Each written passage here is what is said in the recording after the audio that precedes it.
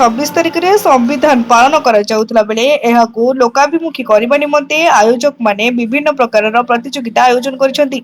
ସେଥିମଧ୍ୟରୁ ଓଡ଼ିଆ ଡିବେଟ୍ ଓ ଫୁଟବଲ ପ୍ରତିଯୋଗିତା ଅନ୍ୟତମ।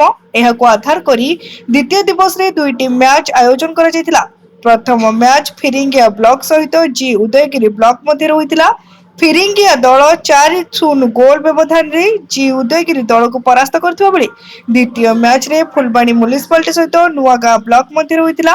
ଖେଳ ସମୟରେ କେହି କାହାକୁ ଗୋଲ କରିପାରିନଥିବା ବେଳେ ଖେଳ ପେନାଲ୍ଟିକୁ ସୁଟ୍ ଆଉଟ୍ରେ ନୂଆଗାଁ ବ୍ଲକ ଫୁଲବାଣୀ ମ୍ୟୁନିସିପାଲିଟିକୁ ପରାସ୍ତ କରିଥିଲା।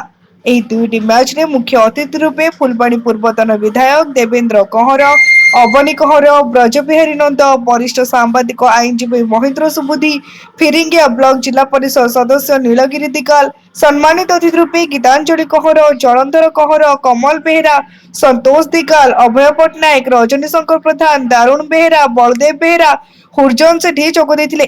ଏହି କାର୍ଯ୍ୟକ୍ରମରେ ସ୍ମୃତି କମିଟିର ସଭାପତି ସମୀର ଘଟାଲ, ସଂଯୋଜକ ବୀରେନ୍ଦ୍ର କହଁର, କାକିର ହୁସେନ ଖାନ, ଉଦ୍ଧବ ଚନ୍ଦ୍ର ଦିଗାଲ, ମହେନ୍ଦ୍ର ଦିଗାଲ, ବରିଷ୍ଠ ଆଇନଜୀବୀ ସତ୍ୟନାରାୟଣ ବେହେରା, ଖେଳ ଆୟୋଜକ ବିରାଜ ବେହେରା ଓ ସ୍ମୃତି କମିଟିର ସଦସ୍ୟମାନେ ଉପସ୍ଥିତ ଥିଲେ।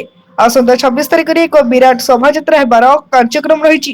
ଉକ୍ତ ଦିନ ସ୍ଥାନୀୟ ଗୋପବନ୍ଧୁ ଛକଠାରେ ସମ୍ବିଧାନ ପ୍ରଣେତା ବାବା ସାହେବ ଆମ୍ବେଦକରଙ୍କ ପ୍ରତିମୂର୍ତ୍ତି ସ୍ଥାପନ କରାଯିବାର କାର୍ଯ୍ୟକ୍ରମ ରହିଛି ବୋଲି ସମୀର ଘଟାଲ ଫୁଲବାଣୀ କନ୍ଧମାଳରୁ ରିପୋର୍ଟ ତୀର୍ଥକ୍ଷେତ୍ର ଲାଇଭ।